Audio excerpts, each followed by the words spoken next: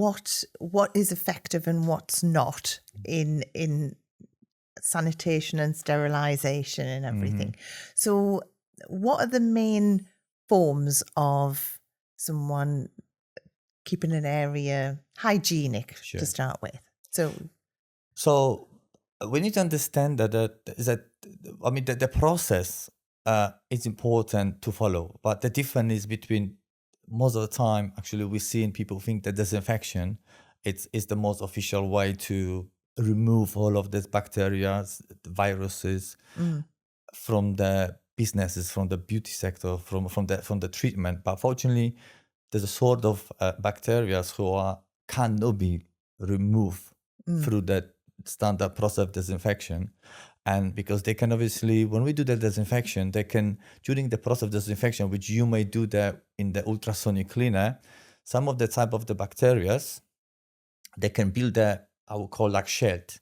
So they can survive it. So they can survive the temperature. They can survive unfamiliar. They're a little bit robust. So robots. So what happens is they can go to sleep, and they can. I call them when I teach. I explain people that they can go to sleep and they can stay there for 1 to 3 even years, but they may be able to rebuild it themselves find themselves in the right environment. So and this is very serious subject because it could be, let's say, it's, all of this hepatitis C and B. So all of this kind of bacteria who we not sometimes paying attention because we're not thinking about that. We may be affected. So obviously ourselves, our families, our staff members, and obviously the customers. So to remove this, to be sure that we are following the correct procedure, and obviously to feel 100% safe, the solution is only sterilization. Sterilization because we have a right temperature. So it's a temperature of 134 degrees or 121 degrees with a 30-minute cycle. And we have a steam, and we have a pressure.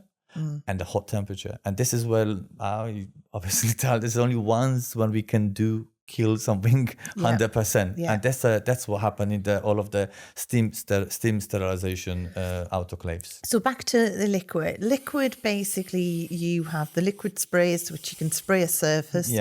And you also have the liquid that you can immerse equipment into. Tools, like sort of... but obviously you've got to be careful because it can also start to rust certain steels and different things like that as well. So that is only going to do so much, isn't it? This part will remove some of the parts, but not all of them. And we can't be jungle. We can't think it is okay and it's not okay.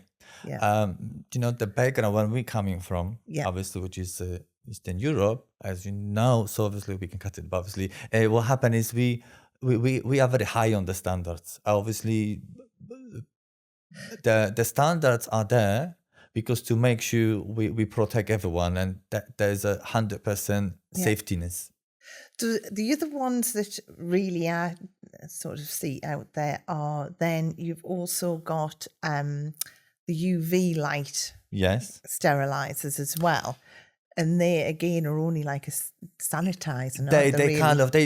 UV light, because the spores from the bacteria they may survive under the UV light. The same with the hot steam sterilization, and on top of the hot steam sterilization, which they can achieve even 160, 200 degrees temperature. The tools may not be designed for this kind of sterilization. So on top of it may not do the correct procedure, but on top of that, your tools, your equipment, you will damage them. And I must say, having autoclave and having having like autoclave sterilized machine doesn't necessarily the tools will be sterilized. It will not follow the rules pre-sterilization process, which is obviously disinfection, pre-disinfection, cleaning. The process is not only putting the tools inside, but the most important is, very important part is the preparation of the tools. Preparation beforehand, because you're not just putting dirty tools in there. You wouldn't put dirty tools, and on top of if you rushing, then obviously you may make mistakes. So the subject is to prepare yourself for the journey, prepare yourself timely, so you would do that 100% all the time, because in that process we can't skip processes. If we Yeah. start skipping processes, I advising people, if you can't have a time for that, just don't buy it, because you will just lie Yeah. yourself. You will lie to your customer. I mean, Susan, I've seen so many different stories. Like I've seen places where people have one, but they don't maximize the opportunity, or people have one just to have one, but some of them, unfortunately, they never open the box. Yeah.